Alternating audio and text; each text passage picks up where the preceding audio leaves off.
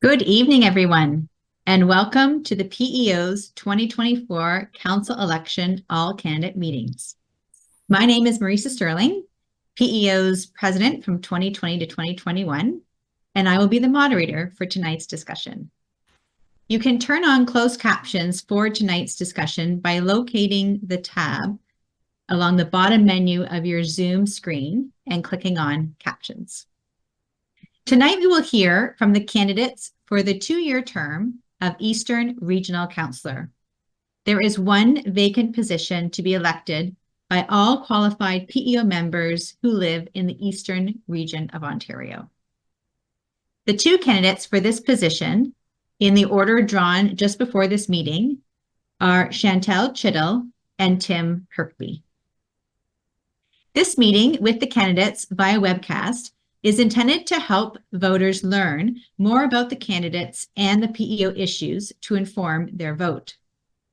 The profession needs every PN to vote to help to form a council that will guide PEO in the coming years. Voters were able to pose questions online in advance of the discussion, and tonight we'll try to get to as many questions as possible over the next hour. In accordance with the approved protocol for the all-candidate meetings, as a moderator, I may shorten questions and not read out preambles to questions.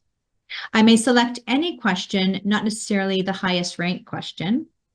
I may remove offensive and duplicate questions, and I may ask questions that are not on the platform. Each candidate will be provided 2 minutes for opening remarks. I will then direct a question to a candidate. That candidate will have 1 minute to respond to that question. After the candidate has responded, the other candidate will have 1 minute to address the first candidate's response to the question. Following the question period, the candidates will have 90 seconds each for closing remarks. And the order of speakers tonight was determined by a draw earlier this evening. The views and opinions expressed on this broadcast do not necessarily reflect the views of PEO, and they are the responsibility of the candidates.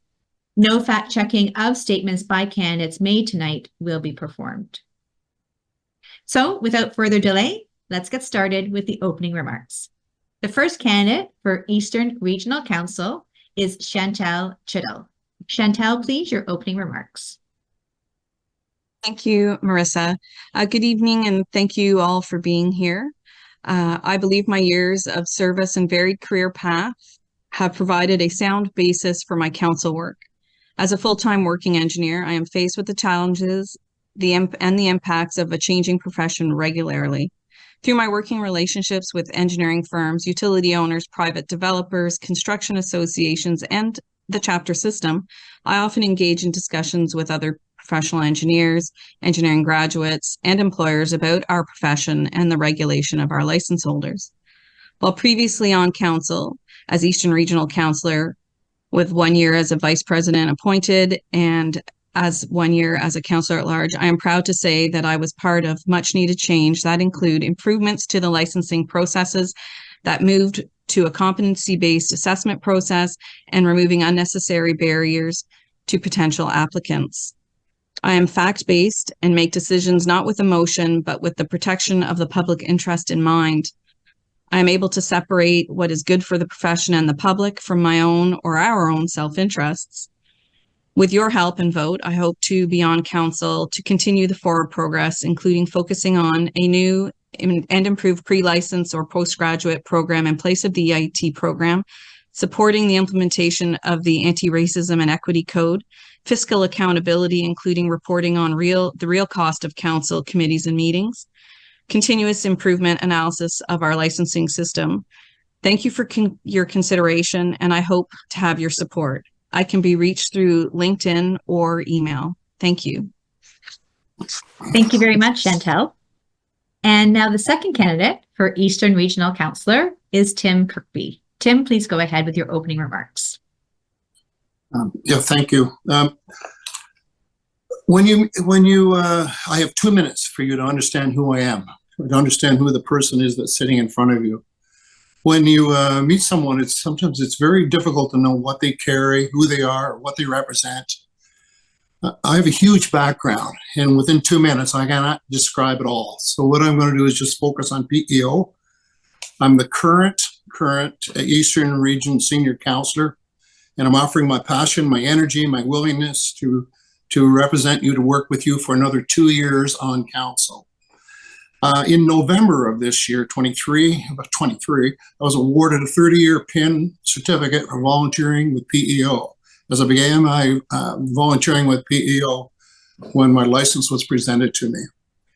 At the chapter level, within the Upper Canada chapter, I've been involved in serving in all roles except treasurer. But twice I was the chapter chair for a total of 7 years. I've also been honored with the Order of Honor presentation by PEO. Also with PEO, I was involved as a lieutenant government appointee, as an appointed councillor in the years 2016 through 2018. I returned as an elected councillor in this position in 2021 for 2 years, 21-23. I've been on council. I've been a member of the Discipline Committee, the Government Liaison Committee. I'm the current chair of the Audit and Finance Committee. And I'm also the council-elected representative on the Board of Engineers Canada. I'm known for being innovative, having vision, and that's all I have time to say. Well, thank you very much, Tim. Yeah. So this now concludes the opening remarks segment. And now let's go to the questions. So right off the bat, the first question that we have is around the chapters. And this question will go to Chantal first to answer, and then to Tim. So PEO has 36 chapters that function and host activities that are legally permitted for a regulator and that may not necessarily be essential for effective board governance and PEO regulation. What is your view on the chapters? How should council deal with the chapters in the coming year? Should you be a councillor? So should they remain with PEO? Should PEO ask OSB or another organization to take them over? Should PEO do something else? What are your thoughts, Chantal? Well, that's a great question. While on council, I did participate in the risk assessment on the non-regulatory activities, which predominantly were with regards to the chapter system. And we completed that and provided our recommendations to council, and it was very informative. I do see value in our chapter system and our chapter volunteers. I think they are a resource for PEO with regards to reviewing standards of practice and guidelines that may be being updated and coming before council. And they are able to provide some feedback that are very much needed from a subject matter perspective. Thank you very much, Chantal. Tim, what would be your comments on what you've heard or your thoughts on the question? Okay. Someone's sending me a message. On the chapters, I think it's critical that they continue, that they do perform some regulatory roles, including licensing, which is the license presentations. In the past, they were also involved with helping to mentor new engineers through the EIT program. And we do hope that the EIT program does come back in some form. Maybe we'll talk about that later tonight. I also will know that there will be a meeting between the board of OSPI and the board of engineers of PEO.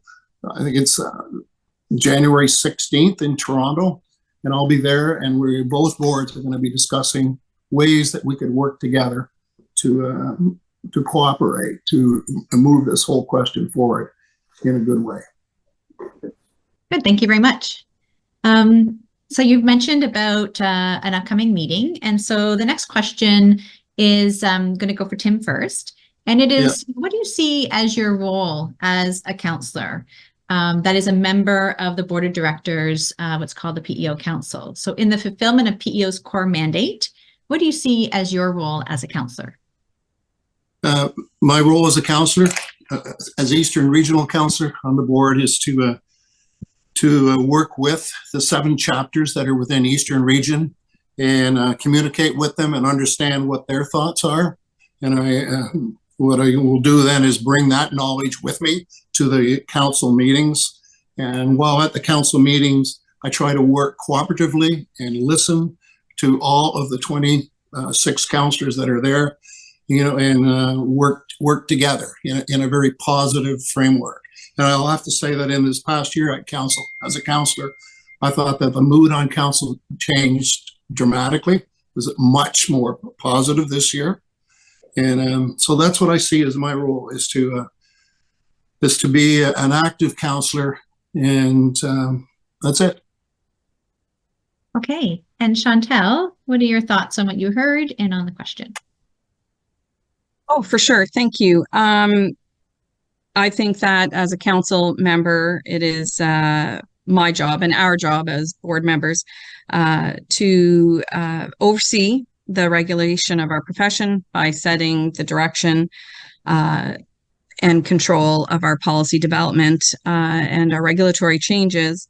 But also, as a regional councillor, it is to communicate and liaise with our members, whether they're working engineers or in the private sector or the public sector, to get their feedback and their sense on what our regulatory changes and our policies that we're invoking as a regulator are, and how they're being received by the public, including our license holders, and leveraging that knowledge base within our chapter system and our region, so that I can bring that information back towards council. Okay. And as we talk about the, we were hearing about communication back and forth. Sometimes we hear the words of relevance and value coming up in discussions around PEO, the public and its members. So this question now will go to Chantel first. So what do you believe is the value and relevance of PEO to the PEO members, to the license holders, and to the public? Sure. It's a hard question. I mean, for sure, the hot topic has been the relevance of us as a regulator. I think that PEO's value and relevance is ensuring that the license holders are meeting the metrics and the needs, and are fit to practice professional engineering, and move that forward, and assist our license holders in ensuring that they have standards of practice, guidelines to follow, and when needed, enforcing the act and the regulation, and dealing with complaints and discipline as needed for those that are not meeting the requirements of our act and our requirements as a regulator. Okay. And Tim, what are your thoughts? Could you repeat the question for me one more time? Oh, absolutely. Yeah. So what do you believe is the value and relevance of PEO to PEO members, to license holders, and to the public? All right. So the value and relevance has to do with licensing itself. It's just to ensure that engineering work is being completed by licensed engineers. And the licensed engineers are there to make sure that the work is done correctly, so that the public is protected. So that's the relevance. And if you were to meet just even the general public have that opinion of licensed engineers. They hold them in high esteem, and they expect that they're there to protect the public. So that's the relevance to the members itself. And so PEO is there to be there to support members, particularly in Eastern Ontario. I think that's very important, because we're a long way from downtown Toronto. So I think that's a factor. So thank you. Yeah, thank you very much. So now this will go to Tim first. So it's kind of following on this. So between 2020 and 2022, PEO approved and implemented a governance roadmap. And it committed the council to certain changes on how it governs PEO. So what would you say are the relevant governance directions today and into the next year for the PEO Council, and how are they relevant to the protection of the public?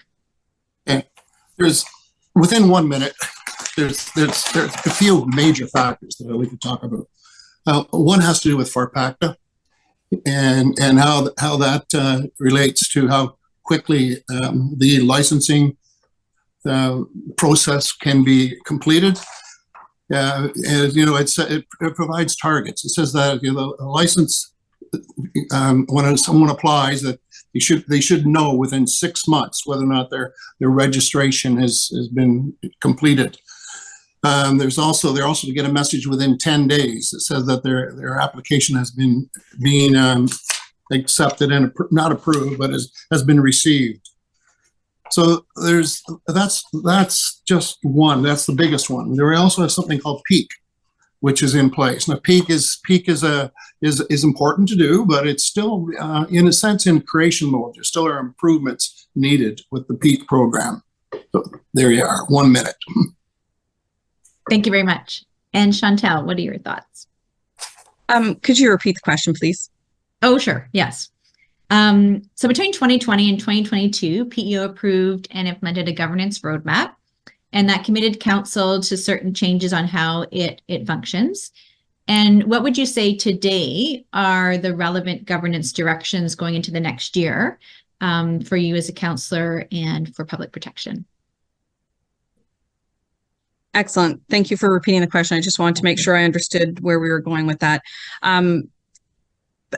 I think one of the main items under the strategic plan that you referenced was with regards to the operational effectiveness and some of the governance renewal. And that included, as Tim mentioned, the changes in the licensing process and to meet streamlined to meet our own needs, but as well as the needs of FARPACTA, where it removed some unnecessary barriers with respects to our internationally trained applicants, as well as our own applicants from our own university system. There are time limits imposed, and we're looking to meet those. We have to meet those on a certain percentage, and I think that's one of the biggest things that we've got going forward, and would look to continue review and improvement as necessary on that particular item. Yeah, thank you very much. So the next question kind of builds on what both of you mentioned, where you brought up the licensing process. And so, Chantal, this will be for you first to respond. So PEO's current strategic plan has a goal to improve the licensing processes without compromising public safety. And in July of this past year, 2023, the Ontario government required PEO to comply with fair access practices.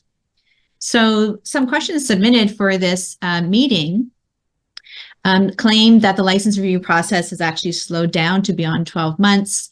Individuals cannot get in touch to get help and support on the licensing process and the status of what is needed. So with that feedback, what would you do on council to ensure that the process is unfolding as planned? Sure. I mean, I think it's a tough call. Currently, council meets only a small number of times during the year.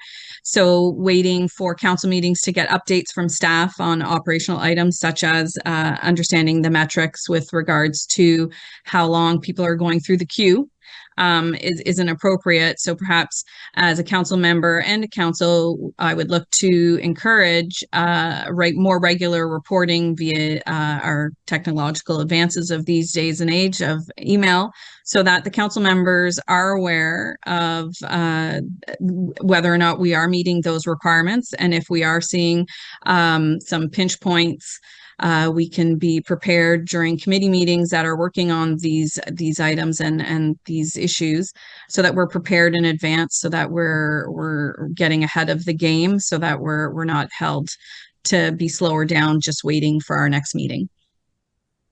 Yeah, thank you very much. Tim, what are your thoughts?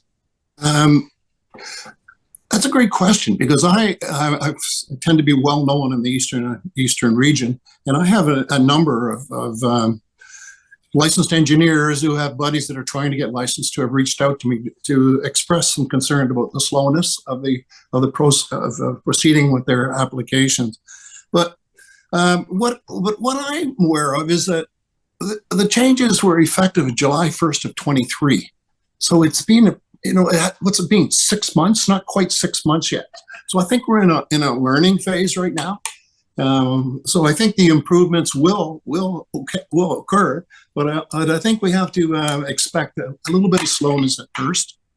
I also the other thing that I think is that I think council needs to spend a little bit of money and invest in some more staff. Support the staff. We have great staff, but we want to make sure that they have enough staff and qualified staff. Thank you. So that last question spoke a little bit about what this next one is asking. And Tim, you'll be the first one to respond to this one. Is that relationship between operational issues and governance issues. So as you're seeking a role on the council, which is a governance body, how would you describe that optimal relationship between an operational and governance work? And how would you sort out how to draw the line between the two? Okay. So what I'm aware of is that council really only has one employee, and that's the CEO. That's the registered Jennifer. So we really don't have operational staff reporting to us or responsible to us. Our sole employee is Jennifer. So we have to be well aware of that at council. We have to stay out of the weeds and just be working with governance issues at the council table. It's not our role to be involved in trying to direct staff on completing anything. So there needs to be that line. I think in the past that line was quite blurred, but it's not so blurred now. So there has been improvements through the governance review and so on and so forth that's been applied to council that have brought in corrections to this topic. Yeah, thank you. And Chantel, what are your thoughts about how, as a councillor, you would try to draw the line between operational and governance roles for PEO? Sure. I tend to agree with Tim's assertion that there have been some much needed changes and improvements on the separation of operations versus governance, and with the board staying out of the weeds, so to speak. As Tim mentioned, there is only one employee, and as a board, it is our duty, and our only work is to set the direction for policy and regulatory compliance for the staff to operationalize through the CEO registrar.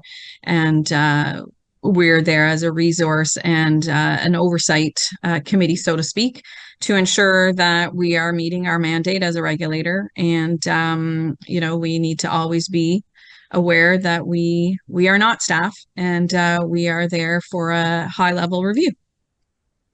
Yeah, thank you very much. So we've talked a little bit about governance renewal at PEO. And so my next question, and this will go to Chantel first, is what do you see as the most important challenge facing PEO today? And if successful in your election bid, how would you address this on council in the next year? So what do you see as the most important challenge facing PEO today, and how would you address that? Sure.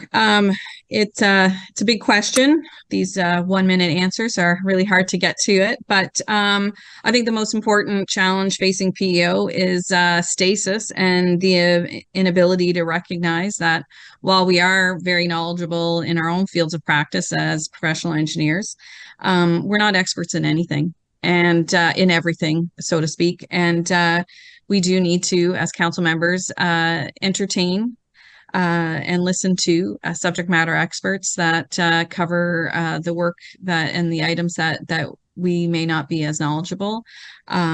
We need to continue to have positive impact and to continue to be prepared and ready to make some hard decisions, because as a regulatory body, not all the decisions that council will make or councillors will make will be popular, and we have to be able to handle that. Mm-hmm. Thank you. Tim, what are your thoughts? Hey, So the question was on the most important challenge. Mm-hmm. So for me, I'm going to look at the big picture. And I think the big picture has to do with all the emerging disciplines. From what I understand when being on the board of Engineers Canada is that there's 128 of them. And don't ask me to identify them all because I wouldn't be able to do it. But it has to do with working with the new emerging disciplines, software engineering, for instance.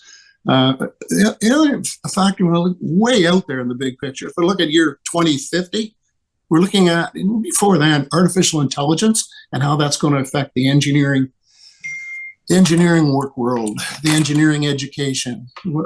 Where's that all going? So another important challenge, though, that's current today has to do with relevance.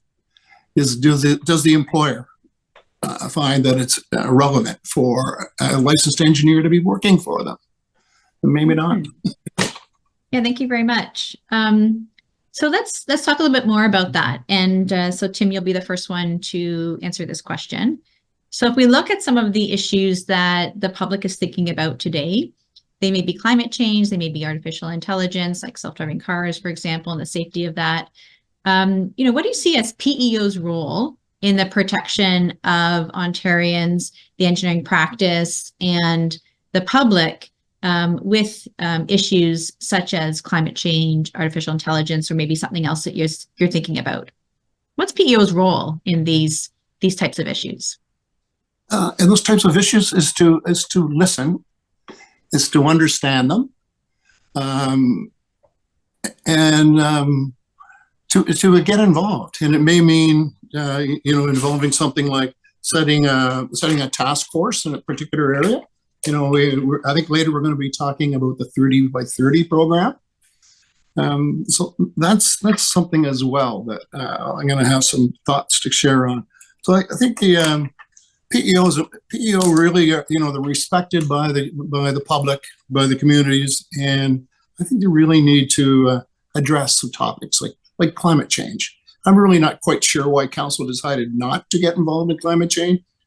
I was one of the few who voted in favor of us getting involved in the climate change question. There were not enough votes to support that initiative. But I think we have to see the big picture, have vision. Mm-hmm. Okay. And Chantal, what are your thoughts about this? So what do you see as PEO's role in protecting Ontarians and ensuring the practice of engineering is dealing with things like climate change, artificial intelligence, et cetera? Oh, for sure. Thanks. I think PEO Council, PEO itself, needs to ensure that they do understand the issues at hand and that they have an ear to the ground and are doing environmental scans within the different communities and the different organizations that are bringing these safety issues or these issues forward to ensure that if there are policy changes or regulatory changes or legislative changes that we can be part of, whether it's through our own act and regulations or some of our stakeholders like the Ministry of the Environment, Parks and Climate Change, or the other way around, that we can provide our own input and ensure that the engineering profession's voice is heard and are able to make meaningful changes where needed. Mm-hmm. Thank you very much. You mentioned the word stakeholders, so I'd like to pick up on that. So Chantal, this is for you first. In PEO's current strategic plan, it has a goal to refresh PEO's vision and ensure that stakeholders see relevance and value from PEO. So who would you identify as a key stakeholder group or organization for PEO?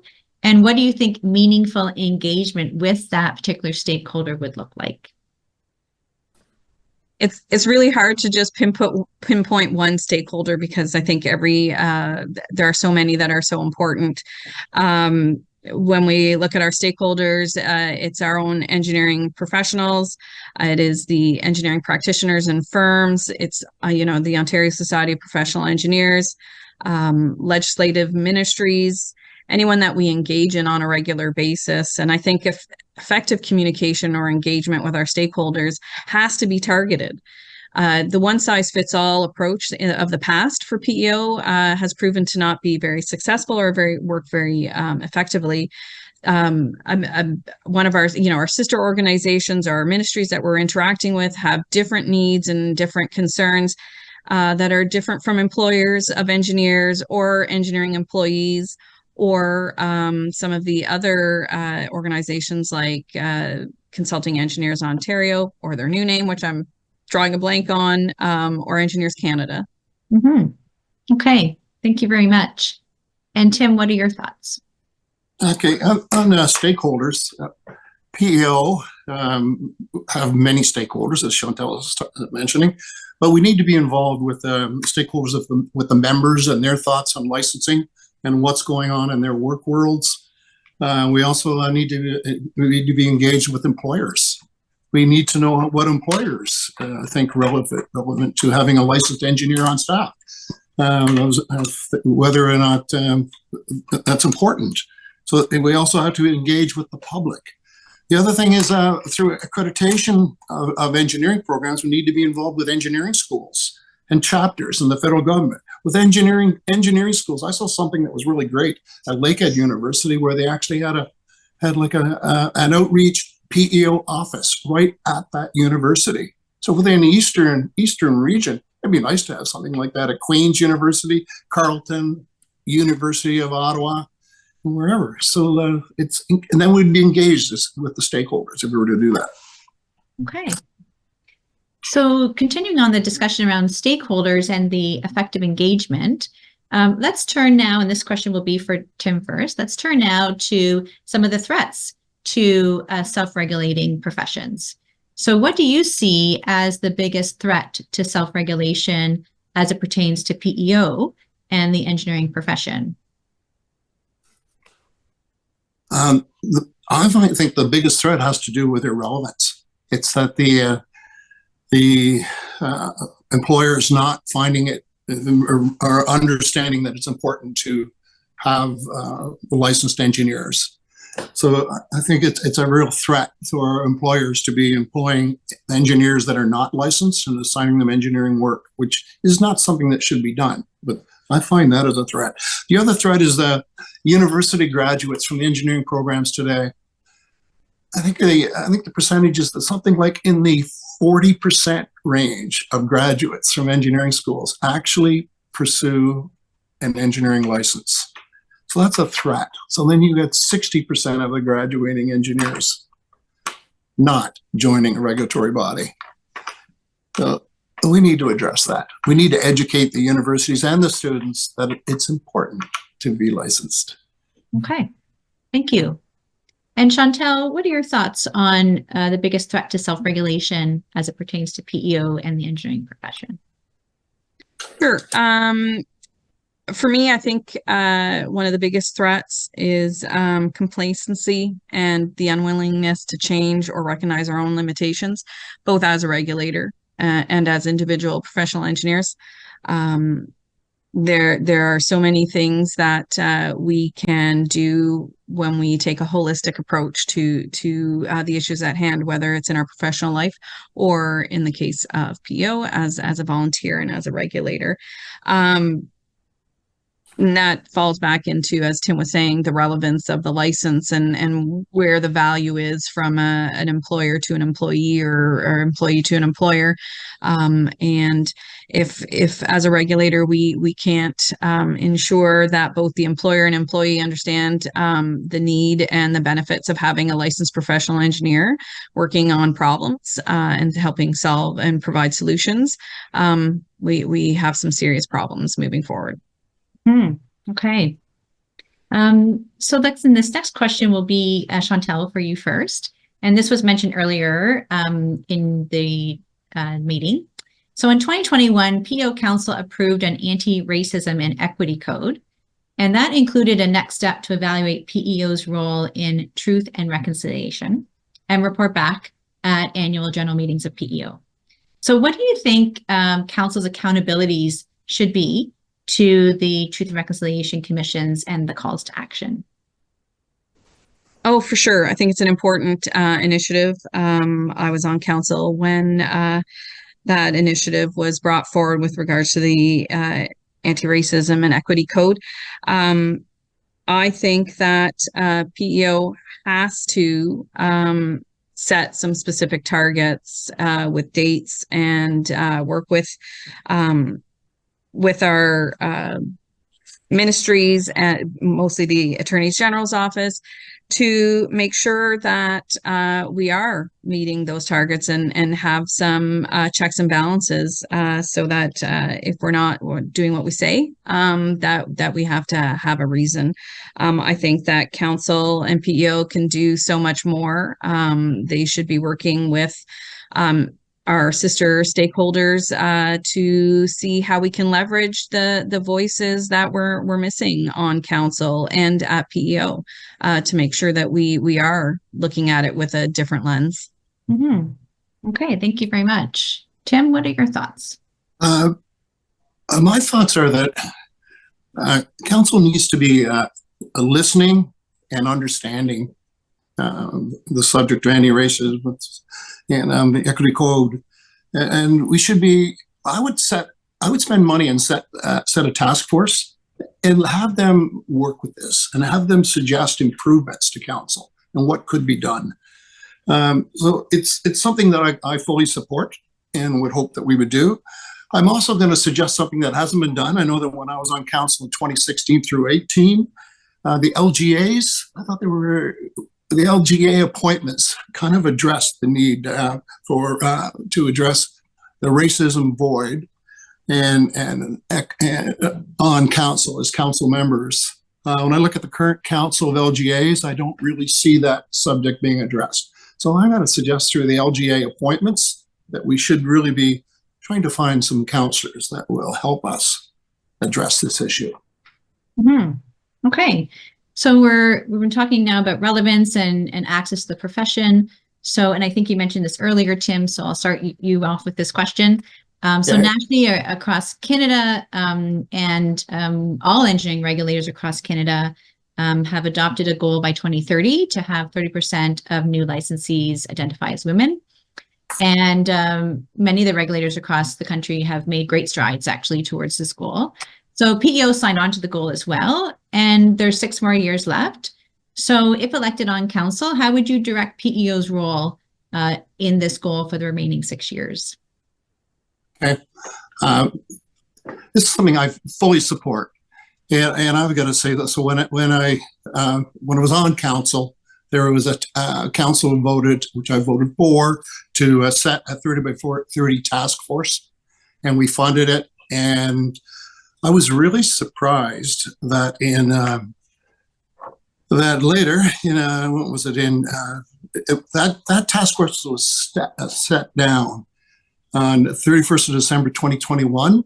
And when that happened, I remember reaching out to my good friend Joe Potavera, chair of the Ottawa chapter, saying, "What the heck is this all about? We just set this task force down that would help us address the 30 by 30 challenge."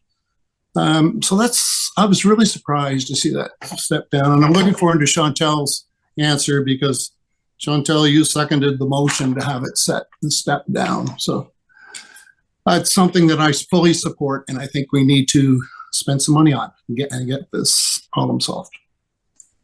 Okay, Chantel, what's your response to that? Sure. Yeah, I would love to answer that, Tim. The 30 by 30 task force was struck with a very specific mandate.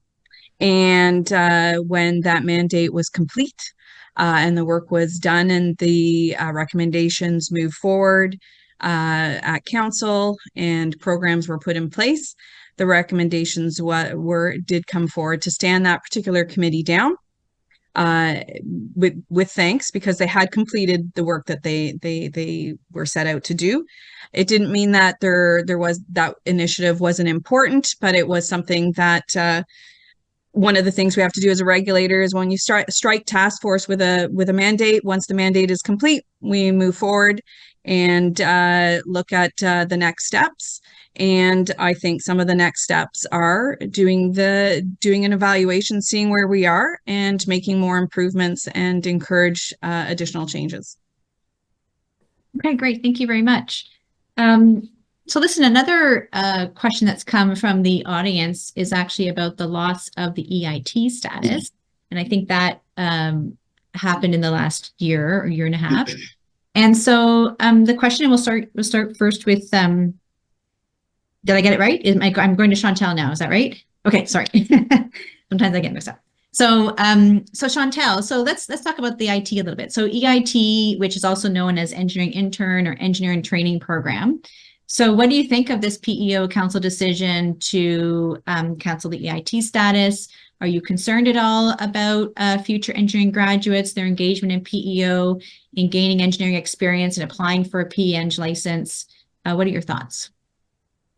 Yeah, so I think there's a little bit of a misnomer. The program itself wasn't canceled. It became defunct when the process for licensing was shifted to, once everyone got their 4 years experience, then they would submit their application and become quote unquote a registered entity under PEO. It was disappointing that was a consequence. I went through the EIT program. I really supported that process and got great benefit from it. And I hope to, if I'm on council, move forward with some improvements to that process, because like anything, that process, the EIT program did have some negative aspects, and hopefully we can come together to create a new and improved process for our pre-application or postgraduate people so that we can get them into the fold. Mm-hmm. Thank you very much. Tim, what are your thoughts? The EIT program, I thought that it was dropped too quickly without really having anything in place to reply to the void that was being created. I had many EITs that were supposedly grandfathered in, but then found the process didn't really grandfather them in. I think the EIT program shouldn't have just been dropped. It should have been a replacement already in effect and ready. I do know that that there was I'm going to talk about revenue. As chair of the Audit and Finance Committee, there was a big hit to the PEO budget, a loss, like 15,000 EITs that were now not paying a fee. So there was a financial hit to the PEO because of this loss of the EIT program as well. I fully support the EIT program. I'd like to see it return as quickly as possible. Mm-hmm. Okay, thank you both very much. Listen, we're having a great discussion here. I think there's time for 2 more questions, just letting you know that. And so let me get right to that. So we've heard a little bit about various decisions that folks have liked, folks have thought could be improved. So the question is, if elected onto council, is there any decisions that council has made in the last few years that you might want to revisit or have reversed once elected on council? And I think that's Tim for you first. Hey. Boy, this has been fun. I have 60 seconds to answer that question. Oh my God, there's a number of things that I think that should be looked at. Well, one in particular that's talked about is election reform, the need for election reform, the need for and I'm going to include in the discussion of election reform the term limits decision that was made. I was on council in 2016, 2018 when we had adopted the term limit decision, and I remember Tamawa, who was the councillor at that time, saying, "Let's just try this, and if it works, okay, but let's at some point revisit this question." So good governance is such that I brought a motion forward to council this fall that said that we should look at that decision of term limits. In particular, Marissa, I'm going to personalize this for you. You were president of PEO, but there's a rule in place that says that you can never be president again, and you're a president for 1 year. I don't think that rule is correct. Okay. You're a woman. You should be able to come back. Thank you very much. So Chantal, what do you think? Is there anything that's happened in the past around decisions that you would want to revisit and have, or maybe have reversed? Well, I think it would be beneficial for PEO and council to follow a continuous improvement model. There, there, there are a lot of hard choices that are made at the PEO council table. Some that I might fully agree with, some that I might not. But I think while I was on council, and certainly before I was on council, and I'm sure in future decisions at the council table, those decisions are not made lightly. And I would like to think that all of the people sitting at the council table have taken all the information that they've been presented with and made the best decision that they could at the time, and worked, with everybody else. So I don't think I would necessarily want to reverse anything, but I think as a natural cycle for continuous improvement, there is a need to review and see if things are still at the right touch, and if they're not, what improvements could be made. Thank you. Thank you very much. All right. So listen, this is the final question. Chantal, will be for yourself first and then for Tim. You're both very have great experience already that you're bringing to the table. So for this next term, should you be successful, how would you define success? So for this next 2-year period as an elected council, how would you define success on your term? Sure. Thanks. That's a great question. I think that if I would deem success as meeting the requirements of my position on the board, listening to what is brought forward by other council members, by our stakeholders, by our license holders, by our members, and reviewing materials before me and making decisions that are appropriate for the question at the time. All I can do is review, engage, ask questions, ruminate, and look at things from a public perspective and make the decisions that I feel will continue aiding our mandate in protecting the public interest, and being an active participant and being there when needed. Thank you very much, Chantal. And Tim, what are your thoughts on how you will define success on your For me, to define success would be to continue to work with all the 7 chapters in Eastern Region, creating great contacts, great friends, to listen to them and help them move forward with whatever problem they may have. So that addresses the whole thing of communications. Communications has been a sore point within the whole chapter system. Yeah, so I think that needs to be looked at. I also had just finished the year as chair of the Audit and Finance Committee. So that's the bigger picture. And I really enjoyed it. Being the chair, I was working with all the councillors and having to lead the PEO council down its path to its decision to accept a new budget, which would fund all the great initiatives that we have. So for me, I guess that would be defining success, to have fun and to work well with all the 7 chapters in Eastern Region. Thank you very much, Tim. So now this does conclude the question portion of the meeting. And now each candidate will have 90 seconds for their closing remarks. So Chantal Chittle, your closing remarks, please. Sure. Thank you. I want to thank all of you that have taken the time to watch this debate, whether it was live or from the website after the fact. And I hope you are submitting your votes when the voting period opens. I truly believe that every one of us that are running for council and are willing to volunteer our time to run for and sit as a council member, are passionate about engineering. But there are only so many seats available, and I would really like your vote to continue my journey of giving back to my profession that has given me so much.